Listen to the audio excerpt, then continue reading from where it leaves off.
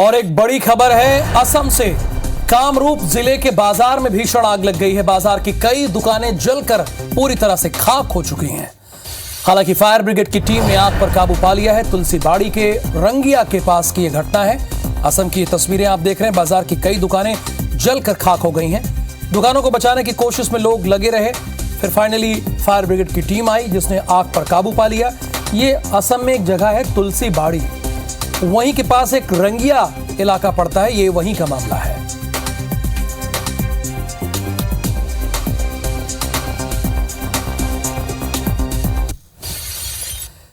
एक और बड़ी खबर है जो कि राष्ट्रीय राजधानी दिल्ली से है। दिल्ली के बवाना की फैक्ट्री में भीषण आग लग गई है। दमकल की 25 गाड़ियां मौके पर पहुंची हैं। आप अंदाजा लगा सकते हैं कि दमकल की 25 गाड़ियां पहुंची हैं तो आग कितनी भीषण होगी। आग बुझाने में फायर ब्रिगेड की टीम लगातार जुटी है। दिल्ली के बवाना की एक फैक्ट्री है, वहां पर भीषण आग लग गई है। आग बुझाने के लिए फायर ब्रिगेड की टीम कड़ी जद्दोजहद करती रही। बवाना इंडस्ट्रियल एरिया है, चूंकि ये पूरा इलाका इंडस्ट्रियल है, औद्योगिक क्षेत्र है। आग आगे ना बढ़ती जाए इसलिए दमकल की ऑन द स्पॉट 25 गाड़ियां पहुंच गई और आग बुझाने की पूरी कोशिश में जुटी रही। आग बहुत भीषण थी। इन तस्वीरों के जरिए आप सहज ही अंदाजा लगा सकते हैं कि आग कितनी भीषण रही होगी। और बैक टू बैक एक और बड़ी खबर है शाजापुर से। चलती ट्रक में आग लग गई है। दमकल विभाग की टीम ने यहां भी आग पर काबू पाया है। इंदौर की ओर जा रहा गेहूं से लदा ट्रक शाजापुर के पनवाड़ी के पास की घटना है। शाजापुर के पास एक पनवाड़ी है, ये वहीं की घटना है। तो बैक टू बैक 3 खबरें हैं और ये तीनों जो खबरें हैं उसमें कॉमन एक बात यह है कि भीषण आग लगने की वजह से यहां पर हादसे हुए हैं।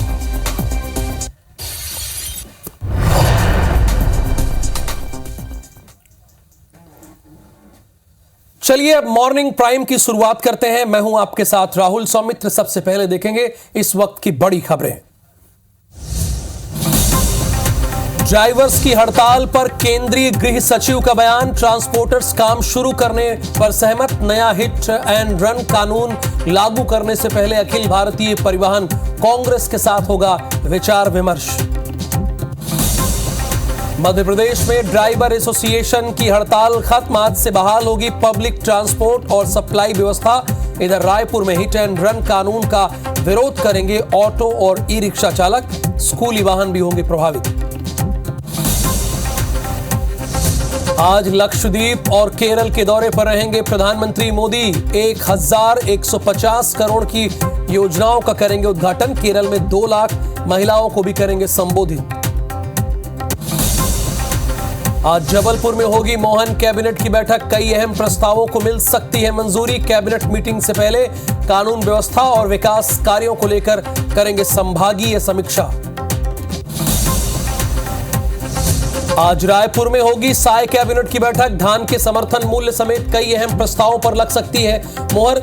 सीजीपीएससी गड़बड़ी की सीबीआई जांच पर भी हो सकता है फैसला।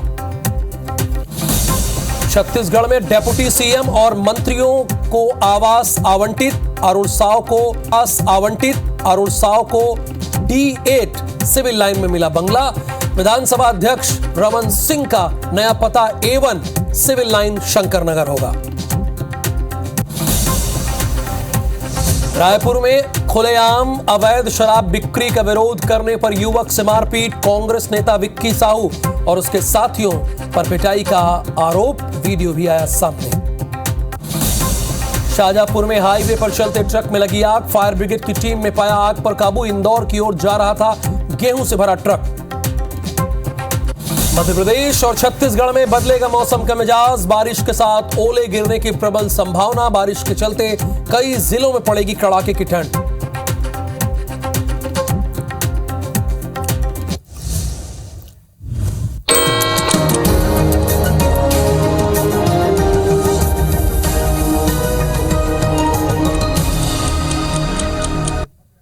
तो मॉर्निंग प्राइम में आपने हेडलाइन देखी। अब 7 की बड़ी बात का वक्त हो गया है।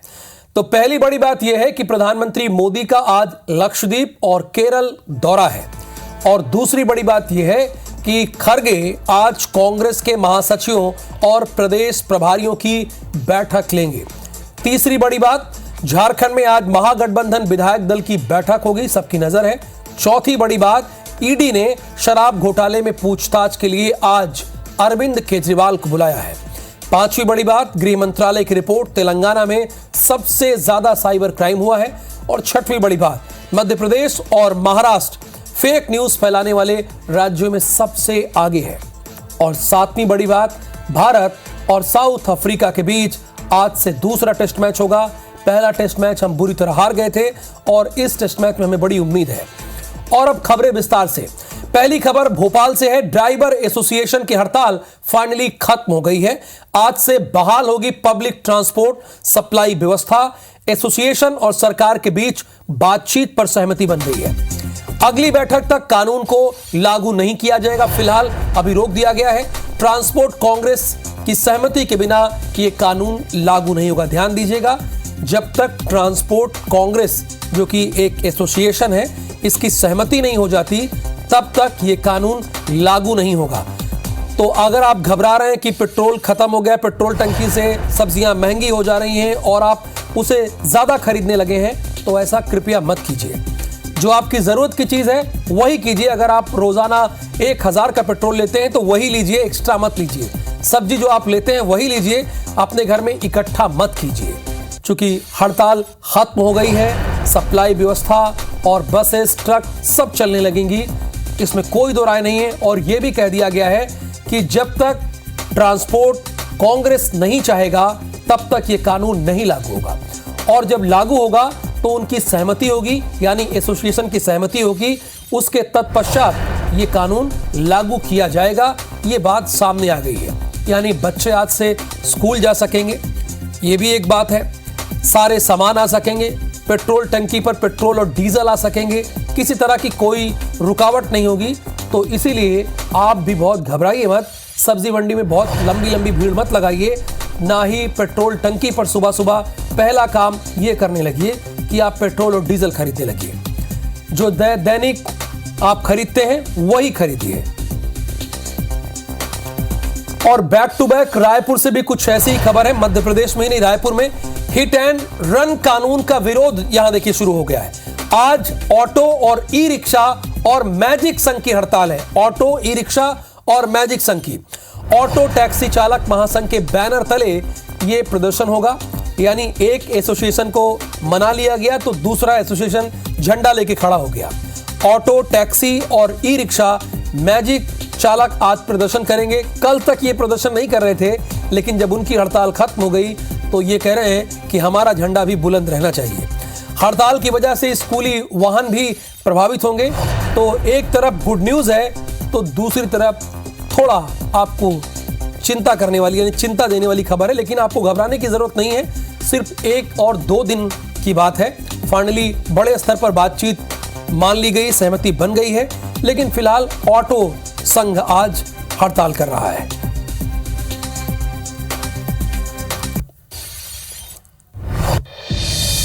देश के प्रधानमंत्री नरेंद्र मोदी आज लक्षद्वीप, केरल के दौरे पर रहेंगे। लक्षद्वीप में 1150 करोड़ की योजनाओं का वो उद्घाटन करेंगे। अगत्ती एक जगह है, वहां पर उन्हें जनसभा करनी है प्रधानमंत्री मोदी को। आज ही केरल का दौरा करेंगे प्रधानमंत्री नरेंद्र मोदी, यानी लक्षद्वीप के बाद केरल। केरल में 2 लाख महिलाओं को संबोधित करेंगे और ये बहुत बड़ी संख्या होती है, बहुत बड़ी संख्या होती है। यानी दक्षिण भारत अहम क्यों हो चला है, यह भी आपको समझना चाहिए। तो दरअसल जिन 6 राज्यों में बड़ी चुनौती मिल रही है, दक्षिण के राज्यों में भारतीय जनता पार्टी को दक्षिण से ही मिल रही है। 6 राज्यों में कुल 131 लोकसभा सीटें आती हैं अगर देखिएगा तो, इसीलिए दक्षिण अहम हो चला है। कर्नाटक में 28, तेलंगाना में 17 और ये सारी आंध्र प्रदेश में 25 ये स्थिति है कमोबेश। और 2019 में 30 सीट बीजेपी जीती थी। 2024 में बीजेपी ने 60 सीट जीतने का लक्ष्य रखा है।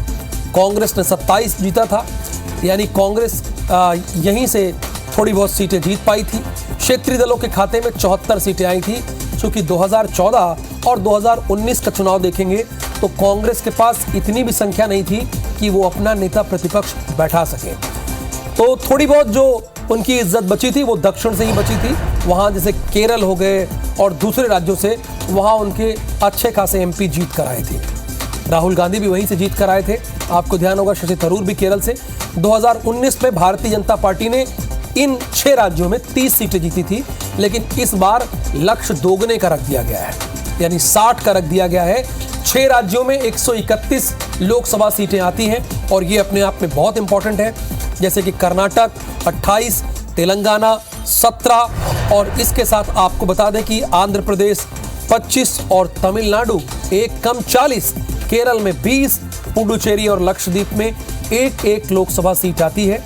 और जैसा कि मैंने आपको बताया कि 2019 का जो चुनाव था, हालांकि भारतीय जनता पार्टी प्रचंड बहुमत के साथ सत्ता में आई थी, लेकिन इन 6 राज्यों में थोड़ा पिछड़ गई थी और यहां कांग्रेस भारतीय जनता पार्टी को टक्कर दे रही थी और इसी टक्कर की वजह से कांग्रेस 50 के पास पहुंच पाई, वरना उनके पास इतनी भी संख्या नहीं थी कि वो अपना नेता प्रतिपक्ष बैठा सकते थे लोकसभा में। हालांकि ये 2014 से ये पद आज तक खाली ही है।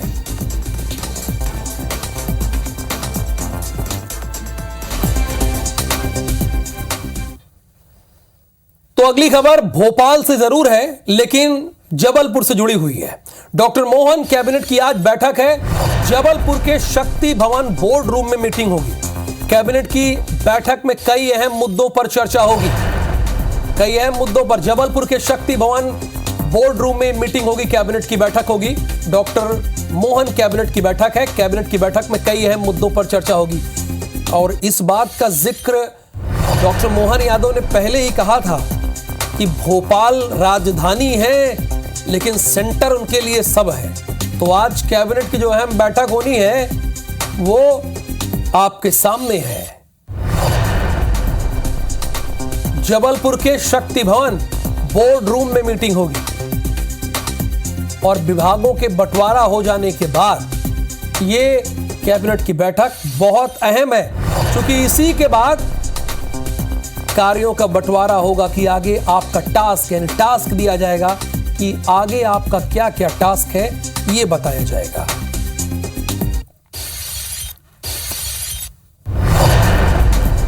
सीएम डॉक्टर मोहन यादव के आज के कार्यक्रम पर एक नजर डाल लेते हैं। जबलपुर के दौरे पर रहेंगे सीएम डॉक्टर मोहन यादव। मुख्यमंत्री डॉक्टर मोहन यादव कैबिनेट की बैठक में शामिल होंगे।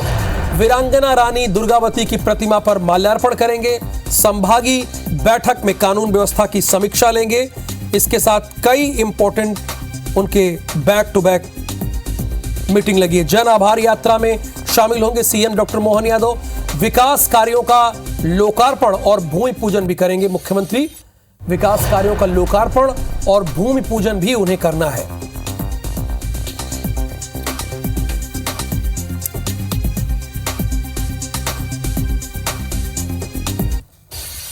तो आज मध्य प्रदेश में कैबिनेट की बैठक है, तो रायपुर में भी कैबिनेट की बैठक है। आज साय कैबिनेट की अहम बैठक है। मंत्रालय में दोपहर 3 बजे कैबिनेट की बैठक होगी। मंत्रालय में दोपहर 3 बजे बैठक में कई अहम मुद्दों पर चर्चा होगी। राजिम पुन्नी मेले का नाम बदलने पर चर्चा हो सकती है। गरीब परिवारों को 500 रुपए में एलपीजी सिलेंडर देने पर चर्चा संभव है। पीएससी घोटाले की जांच कराने के मुद्दे पर भी चर्चा संभव है।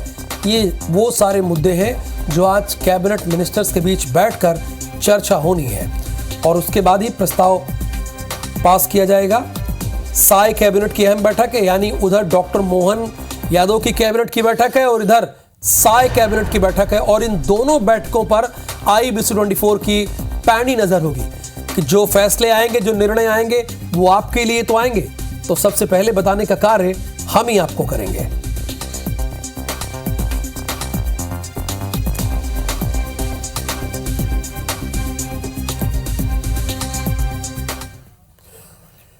मुख्यमंत्री विष्णुदेव साय ने एक बड़ी घोषणा की है। मुख्यमंत्री ने 22 जनवरी को राज्य सरकार ने शुष्क दिवस घोषित कर दिया है।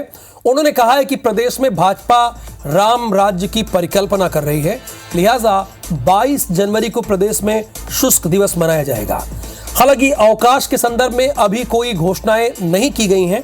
मुख्यमंत्री ने कहा है कि पूरे देश में रामलला प्राण प्रतिष्ठा को लेकर उत्सव का माहौल है। ऐसे में छत्तीसगढ़ में भी 22 जनवरी को उत्सव के तौर पर मनाने का निर्णय लिया गया है।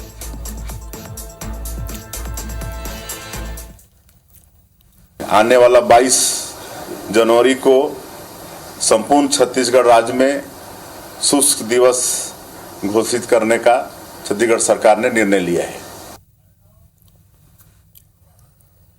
और एक बड़ी खबर है, झारखंड में आज विधायक दल की बैठक है।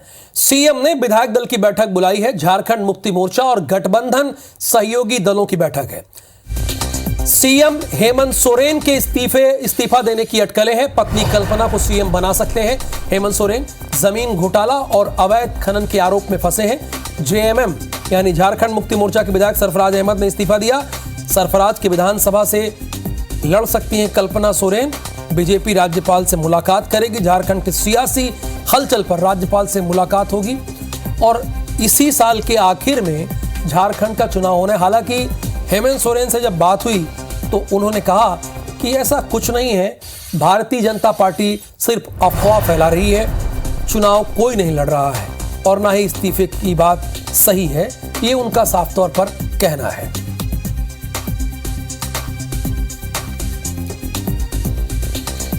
बीजेपी राज्यपाल से मुलाकात करेगी।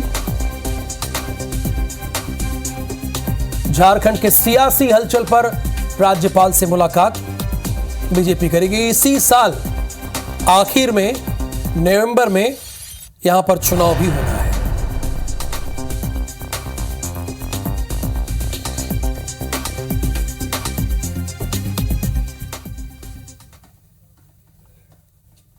अब बैठक, मैं तो कोई भविष्यवक्ता नहीं हूँ, बैठक होगी, बैठक में राज्य को कैसे हम और उन्नतशील, समृद्धशील, प्रगतिशील ले जाएं, इस पर हम लोग विचार करें। जिस ढंग से सरफराज अहमद विधानसभा की सदस्यता से त्याग पत्र देना और चर्चा जोरों पर है कि हेमंत सोरेन जी को समझ में अब आ चुका है कि लगता है कि वो होटवार के वो करीब पहुँच चुके हैं। इसलिए बिहार में जिस प्रकार से लालू यादव ने बेओर जेल जाने के पहले अपने पत्नी को बना दिया था, तो वैसे उनके लिए जगह खोज रहे हैं बनाने का। तो मुझे लगता है कि चूँकि उससे पूर्व भी आप चूँकि 1 साल से भी कम समय बचा हुआ है विधानसभा के चुनाव की। खबर जापान से है। टोक्यो के हानेडा एयरपोर्ट पर हादसा हो गया है। जापान एयरलाइंस के विमान में आग लगी है। लैंडिंग के वक्त विमान में आग लगी। रनवे पर खड़े एयरक्राफ्ट से यात्री विमान टकरा गया। दूसरे प्लेन से टकराने के बाद आग लग गई। प्लेन में 367 यात्री सवार थे। सभी यात्रियों को सुरक्षित यानी बाहर निकाल लिया गया है। चिटोज हवाई अड्डे से ये उड़ान भरी थी और ये आप देख रहे हैं प्लेन पूरी तरह से धो कर जल गई और इसी प्लेन में 367 यात्री सवार थे, लेकिन सभी सुरक्षित बाहर निकाल लिए गए हैं।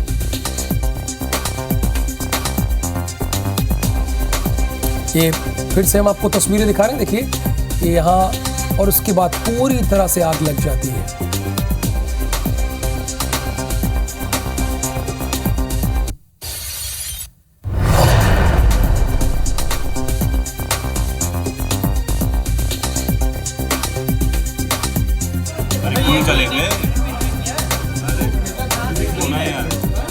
जापान एयरलाइंस पूरी तरह से जल के खाक हो गई है।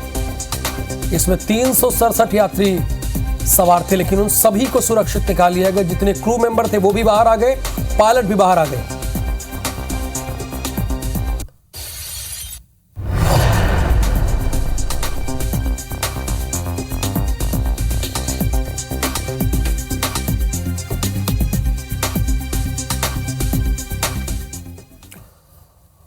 और जापान के बाद आपको सीधे भिलाई लिए चलते हैं। भिलाई के कैंप 2 स्थित एक कपड़ा व्यवसायी के घर में अचानक आग लग गई, जिसके चलते घर पर रखा सारा रेडीमेड कपड़ा और अन्य सामान जलकर राख हो गया। रात करीब 9 बजे पड़ोसियों को आग लगने की जानकारी मिली। सभी आग बुझाने की कोशिश में लग गए। फायर ब्रिगेड की टीम को इस बात की सूचना दी गई, लेकिन तंग गलियों के कारण फायर ब्रिगेड की गाड़ी मकान तक नहीं पहुंच सकी। फायर ब्रिगेड की टीम ने भी लंबे पाइप के सहारे किसी तरह आग पर काबू पाया। लेकिन तंग रास्ते की वजह से फायर ब्रिगेड की गाड़ी को निकलने के लिए भी काफ़ी मशक्कत करनी पड़ी। घर में 8 लाख से ज़्यादा रुपए के कपड़ों का स्टॉक जलकर राख होने की बात कही जा रही है।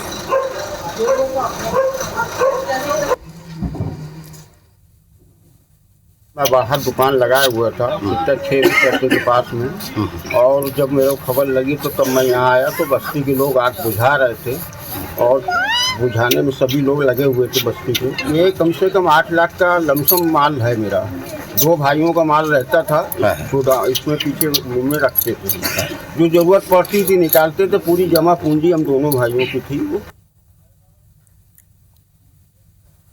अगली खबर रायपुर से है। ऑनलाइन सट्टा खिलाते 2 सटोरिये गिरफ्तार किए गए। भिलाई निवासी साजिद रजा, मोहम्मद गुलरेज को गिरफ्तार किया गया। दोनों सटोरिये प्रदेश के अलग अलग जिलों में सट्टा खिलाते थे। रेडीबुक.ब्लू नामक साइट से सट्टा खिलाते थे। करोड़ों रुपए के हिसाब किताब 3 रजिस्टर में लिखे गए थे, उसे जब्त कर लिए गए। 3 मोबाइल, 3 लैपटॉप, 4 बैंक पासबुक समेत 4 बैंक चेकबुक भी जब्त कर लिया गया है। टिकरापारा थाना पुलिस ने यह कड़ी कार्रवाई की है। टिकरापारा थाना पुलिस ने यह कड़ी कार्रवाई की है। दोनों प्रदेश के अलग अलग जिलों में सट्टा खिलाते थे। करोड़ों का हिसाब किताब इनके पास था। एक रजिस्टर में लिखा हुआ था, उसे भी पुलिस ने जब्त कर लिया। 3 मोबाइल इनके पास से मिला है, 3 लैपटॉप, 4 पासबुक, बैंक की पासबुक मिली है। यह टिकरापारा थाना पुलिस ने सभी जब्त कर लिया है। अगली खबर भी रायपुर से ही है। खुलेआम अवैध शराब की बिक्री हो रही है। शराब दुकान बंद होने के बाद अवैध बिक्री हो रही है। शराब बिक्री का विरोध करने पर युवक से मारपीट हुई है। कांग्रेस के नेता विक्की साहू और उसके साथियों ने मारपीट की है। मारपीट का वीडियो सामने आया है। यह भी मामला टिकरापारा का ही है। टिकरापारा थाना इलाके का ही है, जहां पर इलीगल तौर पर शराब बेची जा रही थी और इसका एक कांग्रेस के नेता ने विरोध किया और मारा पीटा। मारपीट का ये वीडियो कैमरे में रिकॉर्ड भी हो गया, जो हम आपको दिखा रहे हैं। ये टिकरापारा थाना इलाके का मामला है।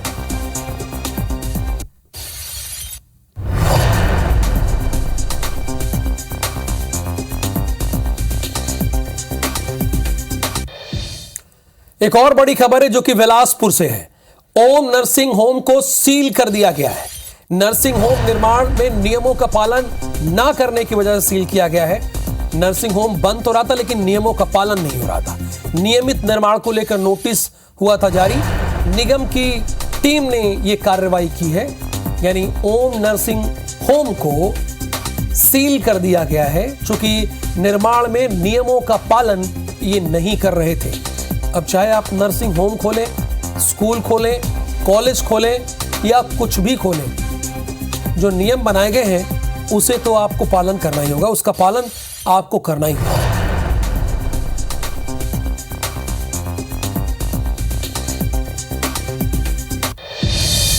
छत्तीसगढ़ में धीरे धीरे कोरोना अपने पैर पसार रहा है। प्रदेश में कोरोना के 27 मरीज मिले हैं। प्रदेश में अगर एक्टिव मरीजों की बात की जाए तो संख्या 107 हो गई है।